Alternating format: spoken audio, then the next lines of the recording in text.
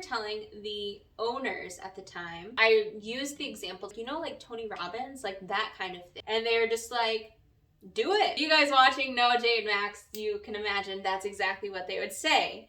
And I was like, what the fuck? Like, you just make it sound so easy. The first glimpse for me that I wanted to become a high performance coach was that first strength and conditioning coach that I had in college.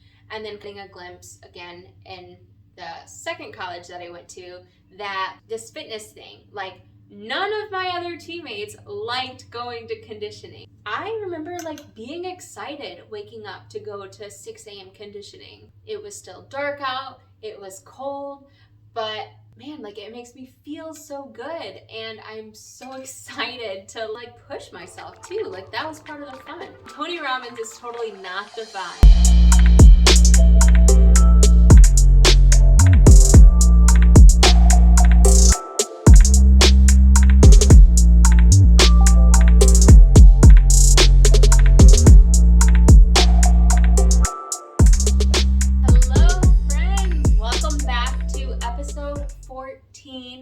Of this series, Crafting a Vibrant Vessel.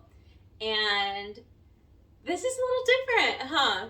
This week I decided, instead of taking you along with me throughout the week and, picking you up at certain moments and making this week's episode, let's just sit down and chat. By request, you guys wanted to hear about my journey to becoming a high performance coach.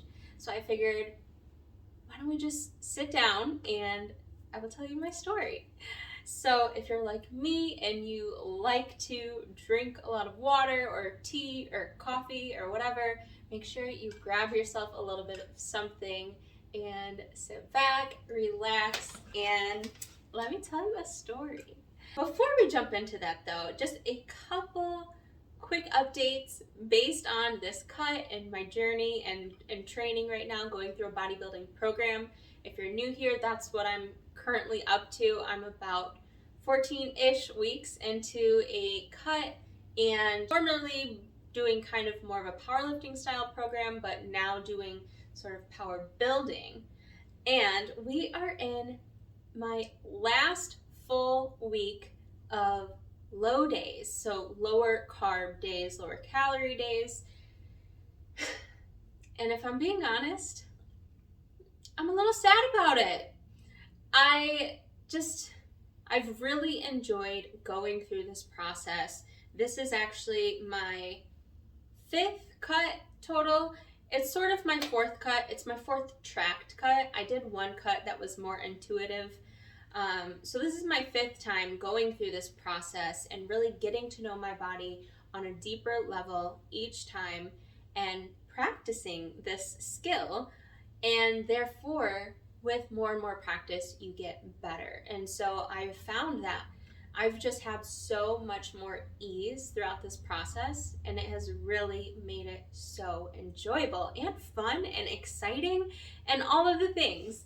So I'll probably, to be honest, chat more with you guys about that in the next episode, because I want to chat about what comes next for me and the importance of a post-diet plan. So like a post-plan plan, and kind of let you guys know like how am I transitioning out of this diet and what is on the other side. If you're into bodybuilding, powerlifting, you probably know what comes next, but I think it'll be interesting for some of you guys who are not as well versed in this game to kind of get a glimpse and some insight into how I approach that. With this being the last week of my low days, I'm just like,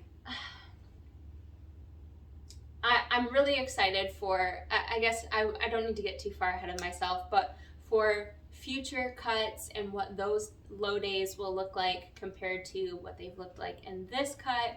I'll also kind of share what's on the horizon training perspective wise.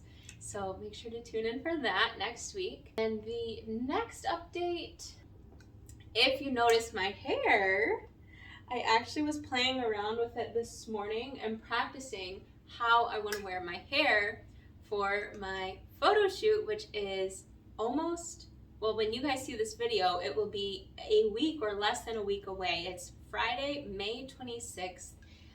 For those who don't know, my last fitness photo shoot was in January of 2020. So we're going on 3 years now. My body has changed a ton since then. I have changed a ton since then. So it's time to update my fitness branding for my business, and just to more accurately reflect who I am and where I'm at. So playing around with just what I want to get done, or how I want to do my hair for that. You guys have already heard in previous episodes, I chatted about what I'm going to wear and just kind of the plans I had in mind for that. I also got my hair cut, so it's looking more fresh and lighter. And those are all my updates so far for the week. We are in a full week of weigh-ins, so I will get you guys a weight update next week and let you know where my average is hanging out at.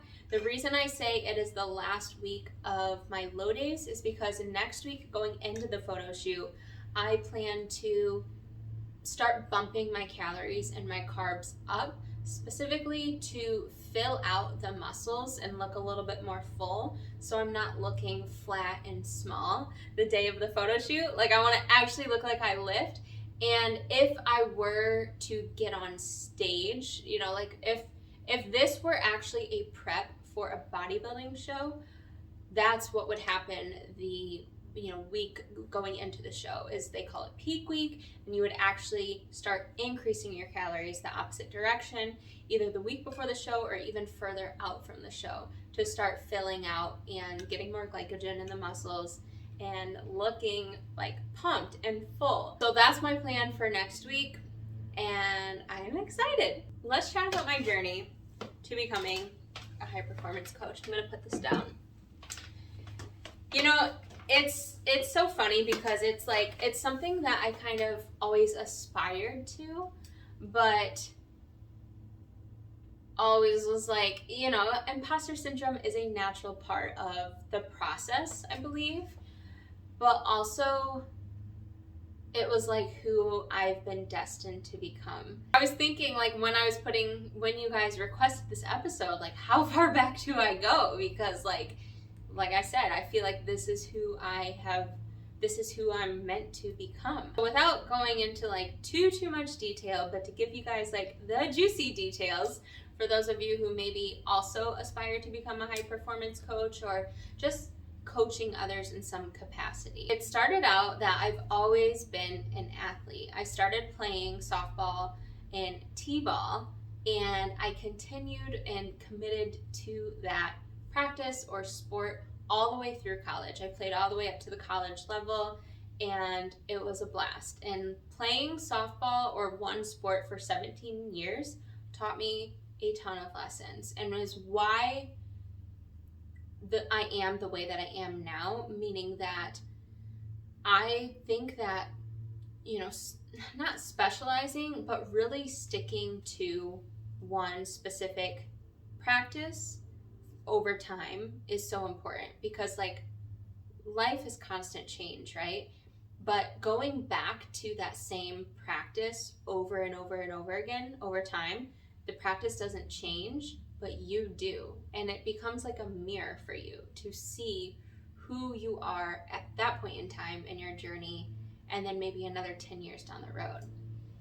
So I always played softball. I did cheerleading, I did gymnastics. Those were kind of the other two sports or practices that I committed to and found a lot of joy in. And then it was kind of around like 8th grade that I started to notice that, oh, if I work on my fitness, and that's kind of a young age, but I started to get more into like running and sort of paying attention to what I was eating, which I know that sounds a little bad because, like, you know, especially as a female, you don't want a young, very influential girl to be too worried about what she's consuming and trying to look a certain way for the attention of others. And, you know, at that young of an age, there was like magazines and things influencing me. But I think the big thing that I noticed was just how when I paid more attention to what I ate and to, exercising and taking care of myself, it really made me feel better. And so kind of throughout middle school, I started to notice this. And high school, I started to get more into strength training because the high school softball team, we would actually all go into the weight room together. It was not super organized and it looked nothing like what I do now, but it was, my first entry point. Actually, I take that back. I took a middle school lifting class. I think that was 7th grade. So that was kind of my first entry point into lifting. And I was like, it wasn't like, oh my God, this is my thing. It wasn't like that in that moment. But I do remember kind of feeling like, oh, like I'm kind of good at this. Like I feel like I'm kind of strong for a female. And I attribute that to being active, playing softball, and other sports all growing up. So then come high school, I start lifting with my softball team. And again, it didn't really, I think you have to have the right person or the right coach with passion to like get it to click. Because the sport coaches for softball in high school, they weren't there to teach us strength training. They were just there to kind of give us a little bit of guidance so that we can, use that skill of lifting to get better at our sport. And then, just throughout high school, just kind of ebbed and flowed between having periods where I took really good care of my health and then periods where I kind of stepped away and I paid for it in my sports. I gained some weight, I didn't run as fast, etc. That trend continued into college where I started to kind of like get bit by the fitness bug even more. I started doing programs like P90X and Insanity and Body Beast. So these are beach body programs if you're familiar.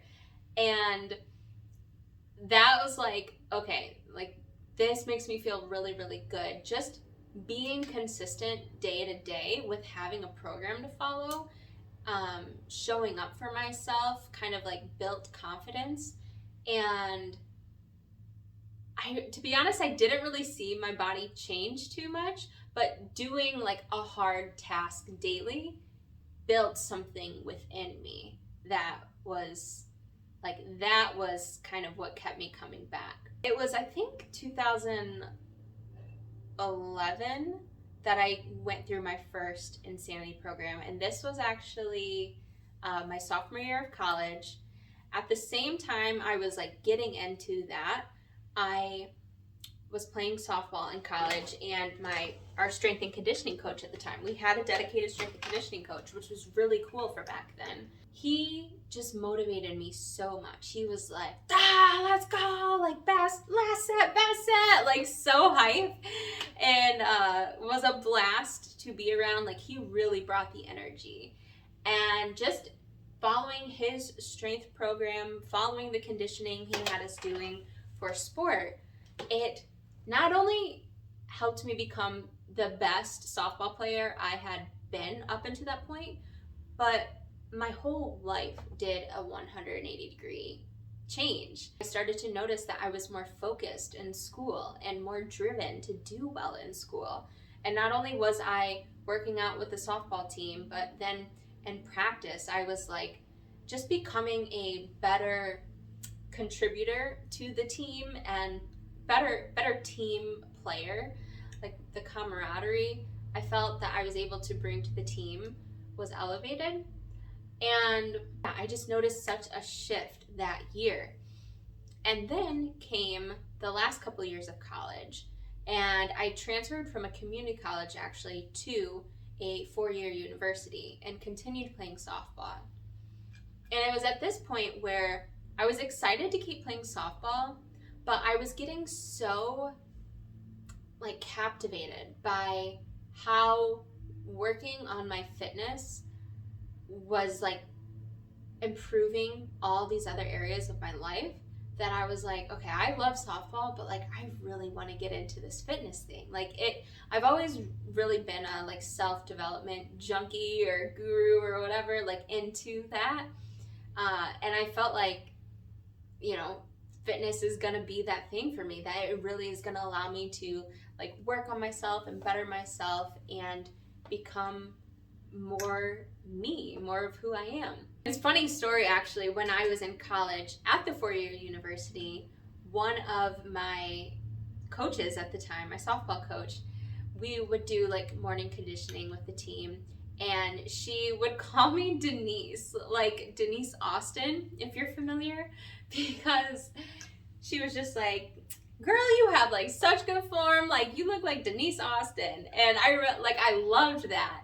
And when we worked out with the team, I remember I always was the person that was like motivating others along, and not the energy of like, yeah, you got it, one more, like super macho and getting in people's faces, but just like uplifting and like being the natural leader that I am and doing the hard work alongside the rest of my team and naturally influencing and leading in that way. I think the first like glimpse for me that I wanted to become a high performance coach was that first strength and conditioning coach that I had in college, and then kind of getting a glimpse again in the second college that I went to, that this fitness thing, like none of my other teammates liked going to conditioning. They all resented it. They were like, this is gonna suck, I don't want to go. And I remember like being excited waking up to go to 6 a.m. conditioning. Like it was still dark out, it was cold, but I was like, man, like it makes me feel so good, and I'm so excited to like go and move my body and feel capable and competent and to like push myself too. Like that was part of the fun. So that was kind of the second glimpse. And then comes graduation. And by that point, when I was graduating, my aspiration to like get into fitness was at an all-time high. I was like, all right, let's go. I've been waiting for this for like 2 years and I am ready. And in the meantime, I was, kind of getting into social media. This was like 2012, 2013 period of time. And I had followed different women on Instagram that were into fitness. And I saw one woman in particular. Her name is Katie Ann Rutherford. And many of you probably do not know her because she's not as into fitness anymore. She was highly influential to me because I remember she went from being like a figure competitor in bodybuilding to powerlifting. And I watched as she got into doing these like hardcore, heavy, intense lifts, and her body composition just changed. Like she got so dense looking, so jacked, but still lean. And again, like the body image, it's not like the main driver.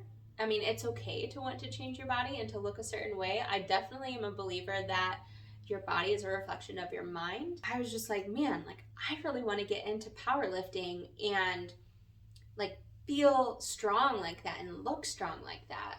And so that was it. That was my next step. After I got done with college and playing softball, I was like, I need another like competitive outlet or something to put my focus into and kind of like give me that sense of identity and purpose. The next 2 years, I started training to become competitive in powerlifting. I did about 4 different competitions back to back to back over that 2-year span.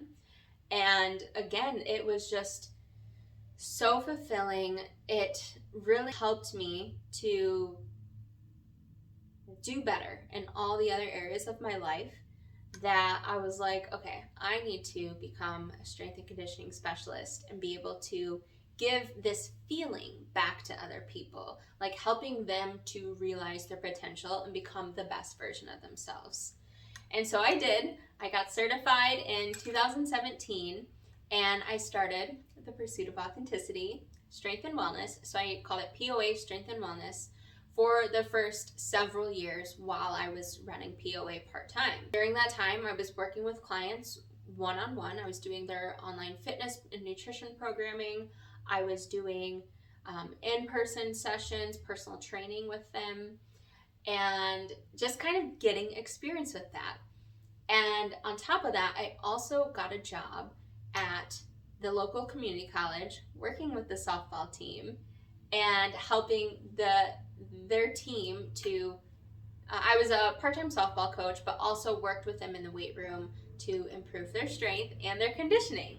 And it was so fulfilling to give back to my roots, to a sport that I loved, and kind of mesh my two passions of softball and strength training. And that actually lasted for 3 years that I was at the community college. It wasn't until the pandemic hit that their season actually kind of abruptly ended, and I stepped away from the role, which kind of worked out because it was about a year later that I took POA full time. But to back up a little bit before I get there, I loved fitness. As I've been saying, it was such a vehicle for self-discovery and betterment for me. But I felt like something was missing. Like I knew that, doing all these things to physically improve myself was positive, but I personally felt like there was like a mental, emotional, and spiritual component missing from my pursuit, if you will. And so in 2019, actually, I decided I am going to dive into yoga. I was also kind of coming out of an injury at that point in time. I did injure myself from powerlifting back in 2016. And so from 2017 to 2018 and 19, I was in this period of healing and rebuilding my foundation, and I found yoga. I had discovered yoga in college in 2012. I took a class actually, and I loved it. I remember the teacher, I was like, man, there's something about her. I don't know what it is, but whatever she has, I need some of that in me. And it was just she was so grounded. She was so present. She was just that light. It exuded from her. She was emitting it. But I didn't recognize that at the time. So come 2019, I get into yoga. I go through a full trauma-informed yoga teacher training. It was about 4 or 5 months long. Beautiful, beautiful experience. Highly recommend if you have any interest in yoga to become a teacher, because it's such a deep and fulfilling journey of self-discovery. It's not even, you don't even have to teach yoga at the end, but just the connection that you form with yourself is so beneficial. So side note there. But going through that program, I was like, wow, this is that juiciness, that connection that I feel was missing for so many years. And it just solidified and made me feel okay, this is exactly the journey I am supposed to be taking and was supposed to take, because now I feel like I can bring the service to my clients that I desire. But it still took years to continue, charting on my path and be able to see from where I see now. Because I started teaching group yoga classes in the community, publicly, outdoors, and at different gyms in my area. I did yoga for private events. I started to actually release guided meditations on the Pursuit of Authenticity podcast, because I was meditation was so life-changing for me when I got into it in 2016. And then when I became a yoga teacher and dove into it even deeper, and then since then it has just continued to compound and become so much more potent and rich. So that was kind of the paths of, discovering myself through sport, through fitness, through these different certifications that I aspired to get, and building up that foundation. But I remember thinking when I got into powerlifting and I joined Unreal Fitness, actually, that was 2015. I know I'm kind of jumping around, but I promise it all ties together, and I hope this is making sense for you. But I remember telling the owners at the time, which now Jay is my boyfriend, and then Max is one of our best friends. I remember telling them, I want to be a life coach someday. Like, I feel like that is what I'm meant to do. And they're just like, do it. Like, if you guys watching know Jay and Max, you can imagine that's exactly what they would say. And I was like, what the fuck? Like, you just make it sound so easy. Like, just go do it. But it felt like, oh my gosh, like that is such a huge thing to be. And I remember actually saying I wanted to become, I used the example to them. I was like, like Tony Robbins, like that kind of thing. And Tony Robbins is totally not the vibe, but someone who is able to empower and elevate others into their highest potential. And so it took me a while to kind of build these skill sets and empower myself through these different avenues of sport and fitness and wellness. And I kind of from middle school and then high school and college, like I had this, this like blurred vision of what I wanted. And it's just gotten clearer and clearer over time. After, like I said, building that foundation, it was like, okay, I am sort of creating something that no one else, at least to my knowledge, is exactly doing. Like, some people are just strength and conditioning specialists and just focus on the physical and on sport. Like my first strength and conditioning coach in college, which is wonderful. And then some people are just yoga teachers and, just focus on helping people to heal and recover and stretch. And some people relate that to sport, and some people just, focus on lifestyle and, becoming more connected to yourself and living a very peaceful and calm life. And that is also beautiful.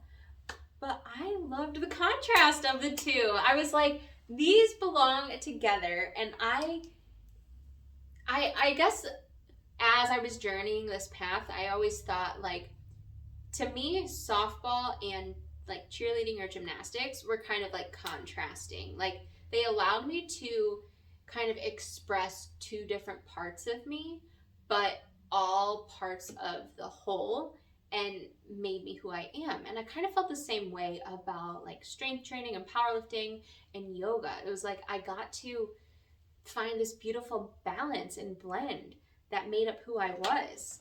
So, okay, 2020, I'm working in corporate. So I started working in corporate almost after college. It took me about a year to land that job, and it was a very comfortable, good paying job. They treated us fantastic. I had wonderful coworkers. If any of you listening are one of my former coworkers, hello, I miss you.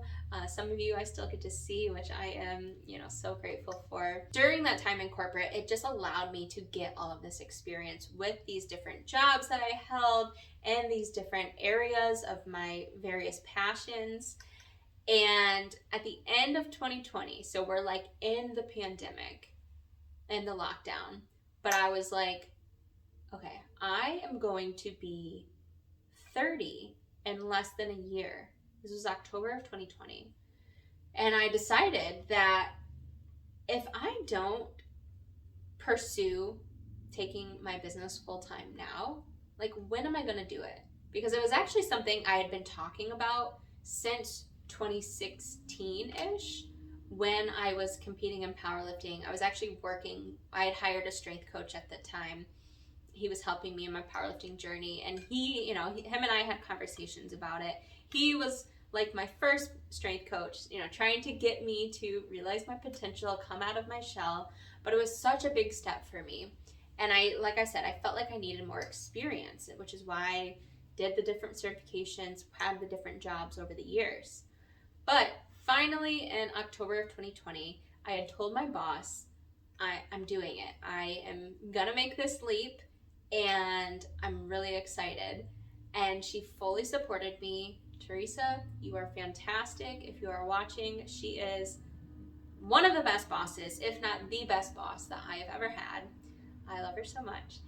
And I, at that time, had developed POA to be a business and a service for athletes or for anyone looking to get into yoga or strength training. And like I said, I had been working with athletes over the year in person, teaching classes, doing personal training, offering remote coaching online.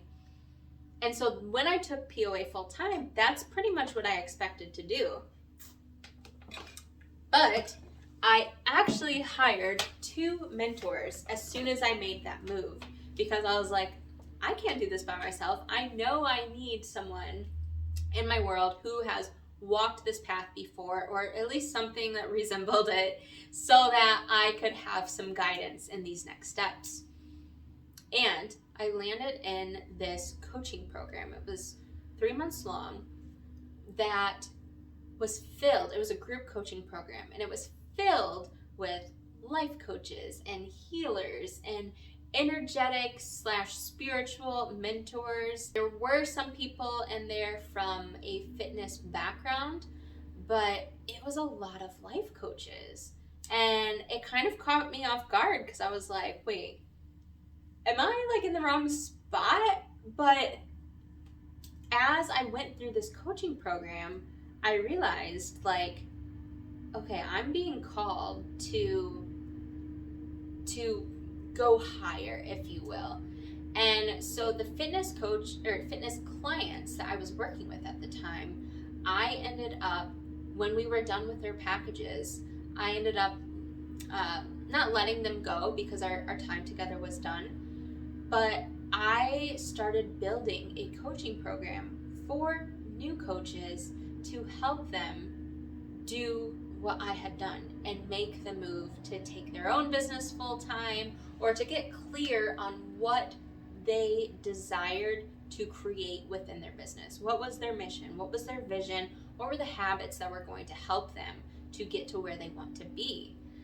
And, this was a program I created with myself in mind. I think you have to create for yourself first.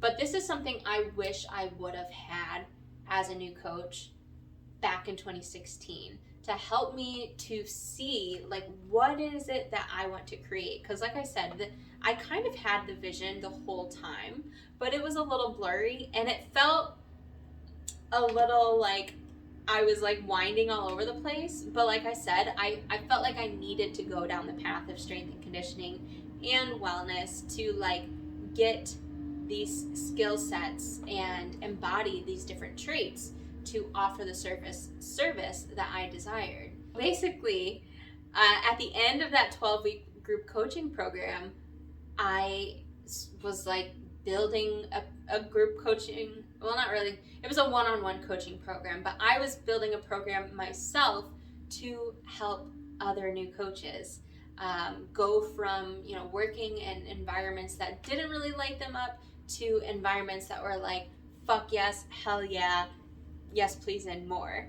It was just like such a, unexpected yet natural progression, if you will. I feel like life is like that. It's like equally mystical as it is monumental in each moment. And it's just, beautiful to witness. So over the next basically 2 years, because I finished that program in like April/May of 2021, and it is now May of 2023. So for the last 2 years, I have been working with new coaches. Maybe they are aspiring to be physical therapists. Maybe they are aspiring to be meditation coaches. I've worked with like naturopathic doctors to help them come into a deeper state of alignment, doing what they love for work, creating a lifestyle that they love, and just building and designing intentionally in their life to be at peace and be fulfilled and find that inner version of wealth within. And it's been such a incredible journey. It's like I had to go through what I have gone through to get to where I am today in order for the next chapter to open up. So I've been feeling called to give back to my roots and work with athletes. And this was kind of the plan all along, but I didn't know exactly when I was going to get here. I did the fitness coaching thing for a while and I loved it. I did the life coaching thing for a while and I felt like I needed to just focus on that, to build that skill set, to understand how to create programs and to serve a particular type of person and to get my messaging right and speak my own language and, cultivate my own voice and get to know myself on a deeper layer or level. And in order to get to the point where I could parallel path both and be able to work with athletes and helping them to move with more intention and to build a joyous to help them live in a body that feels good and that moves well and that feels confident and that feels capable, and to also work with new and aspiring entrepreneurs to help them follow their bliss, that thing that makes them come alive, like I did with strength training and then with yoga and then with coaching. And entrepreneurship, one of my mentors that I hired when I first took POA full time said, I remember this quote, I was literally sitting on the couch right there watching him on my computer screen, and he said, entrepreneurship is one of the most spiritual journeys you will ever go on. And that, my friend, is so damn true as I sit here a little over 2 years later after watching or hearing him say that, and it's still like it landed in my body and hit me so hard, because there are challenges along the way and you may feel frustrated and stuck and like you don't know your next step some days and like questioning, am I doing the right thing? But then there are also days where it's like so rewarding and so fulfilling and you feel so at home and you feel so seen and heard and felt and supported and nourished, by yourself, by this universe, by this greater experience that's bigger and beyond you. And it's just so beautiful to witness. So that's how I got to be where I am today. And that's kind of, alluding a little bit to these next steps in my chapter, continuing to step deeper into my work with new and aspiring entrepreneurs, as well as having taken those years to step back from fitness coaching. Now I'm going back in with fresh eyes, and it feels so good to be in this space of, having such a unique perspective, I feel, that I bring to the table that allows me to problem solve and be more like creative, I suppose, make new connections in the way that I see. So yeah, that is the journey. I would love to know, for those of you watching, where are you in your journey? Have you not really fully gone into your passions yet? Have you kind of like taken some steps into that direction? Are you like living your dream job, your dream lifestyle? Where are you in your journey? And where do you aspire to be? Like, what does that next chapter look like for you? For me, I can feel like I'm being called higher in my business to expand more, and creating a team and having employees. And my partner, who I mentioned earlier, he also owns a business, a gym. And so just kind of seeing from these different layers of, where is his business going and how can I support that vision and how can we collaborate as well to light the fire in each of our in each of our passions and journeys. You know, I just finished working with another business mentor earlier this year, and I think that is so important in the process as an entrepreneur, is, you know, continually investing in yourself and getting the support that you need, because sometimes entrepreneurship can be a very lonely journey. So we need those support systems to bounce ideas off of and keep us in our fire and keep us in that creative flow and keep the juices going to bring forth what we feel we are called here to do. So if you are someone who is looking for some kind of mentorship yourself, I have links in the description for the different types of programs that I've created and that I offer. Some of them are one-on-one, some of them are group coaching, some of them are actually individual that you don't even need me to be there. Serenity is a 3-day spiritual retreat that I created earlier this year, just as an opportunity for you to, you know, step back and to kind of reduce the noise in the day-to-day and, you know, stop scrolling on your phone and just come back home to yourself to find your voice again and reignite that creativity and feel more invigorated in your day-to-day of what you are calling forth from the universe in your journey. So with that said, I thank you guys so much for, you know, being here as always. It is a pleasure to share my story with you, to be a part of your story and kind of help, you know, grow alongside each other. My next steps, as I kind of talked about in the beginning of this episode, I will be sharing what's coming next for me training-wise, what's coming next for me nutrition-wise in our next episode next week. So talking about the importance of a post-plan plan, and then we will be like wrapping up this series of crafting a vibrant vessel, which again is a little sad because I have completely adored it.